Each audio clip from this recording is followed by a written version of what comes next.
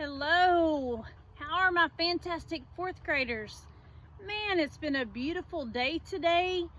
Bluebell and I have been outside working in the flower beds a little bit, and it's time to take a break. We can't wait to pick up our book and read.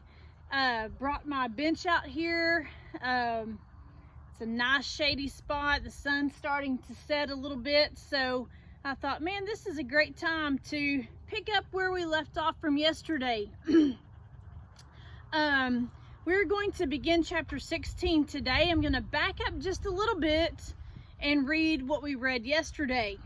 Bradley thought for a moment. Well, I don't know all their names, he said. Don't be afraid to tell me, said his mother. They won't hurt you anymore. Bradley thought a moment. Jeff Fishkin, he declared. He was the leader of the gang. I'll call the school first thing in the morning, said his mother. Good, said Bradley. I hope he gets in trouble. I hate him. All right, chapter 16. Bradley walked slowly, holding his hand over his eye so nobody would see it. His mother would have let him stay home from school, but his father said he had to go. He's scared, his mother had said. Some bullies have been terrorizing him. Babying him will not solve the problem, said his father. He has to learn to stand up for himself and fight back. The only reason the bullies pick on him is because they know he's afraid. Bradley was afraid, but not of bullies. He wasn't scared of Melinda either. It was little Lori Weston who scared him. He could picture her standing in the middle of the playground with her big mouth shouting for the whole school to hear. Melinda Birch beat up Bradley Chalkers and made him cry. Cautiously, he walked across the schoolyard, hand over his eye, and entered Mrs. Ebel's class. He sat down in the last seat of the last row. Jeff's chair was empty. Good, he thought, still covering his eye. He probably got kicked out of school. Out of his uncovered eye, he looked at the chart full of gold stars on the wall next to him. He was glad he didn't have any. He thought gold stars were ugly. Mrs. Ebel was in the middle of teaching the difference between adjectives and adverbs when she suddenly stopped and asked, Bradley, is there something the matter with your eye? No. Well, then please take your hand away from it. I can't, he said. Why can't you? He quickly tried to think of a reason why he had to keep his eye covered. His mind raced through 100 ideas. My hand's stuck, he said. It's stuck? Asked Mrs. Ebel.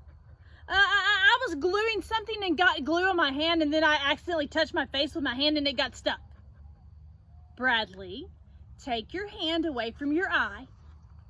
He grabbed his wrist with his free hand and he pretended like he was trying to pull it away. I can't, it's stuck. Do you want to go to the principal's office? She asked. He's good at unsticking things. Wait, I think it's starting to loosen now, he said, and he pried his hand away. There was a bluish black circle around his eye.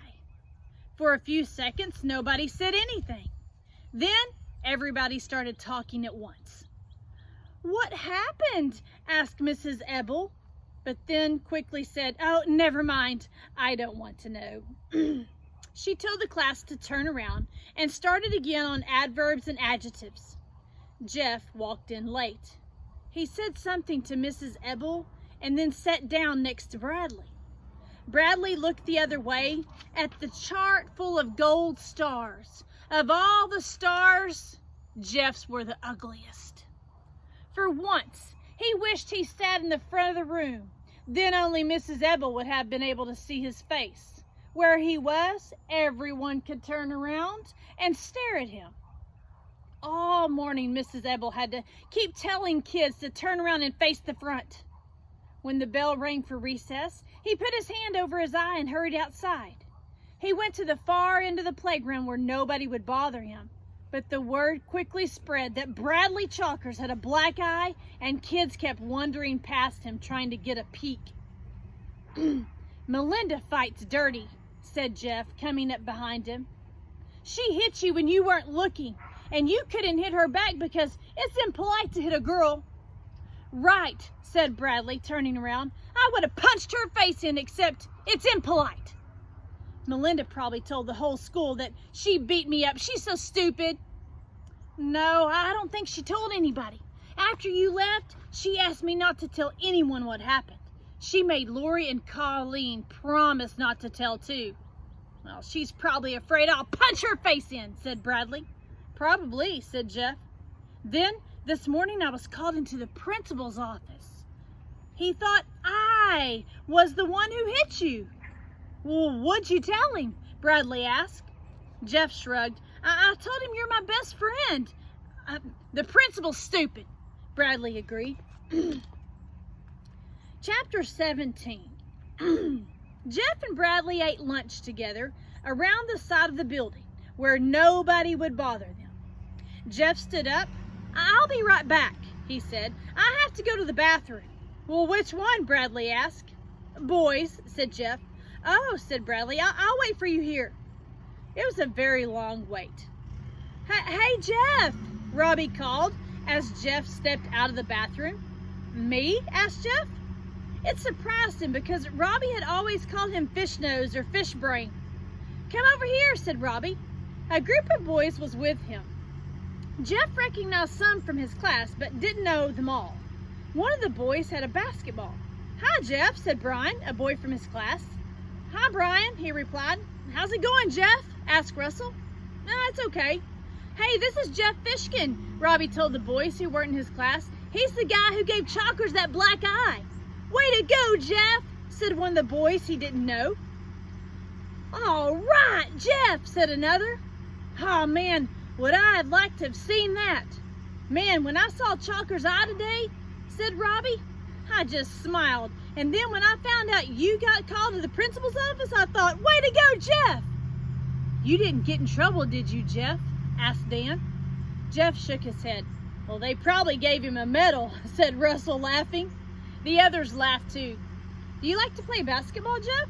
Asked Andy, the boy with the basketball. Sure, said Jeff. They chose teams. Robbie and Andy were captains. Robbie had first pick. I got Jeff, he said. Jeff beamed.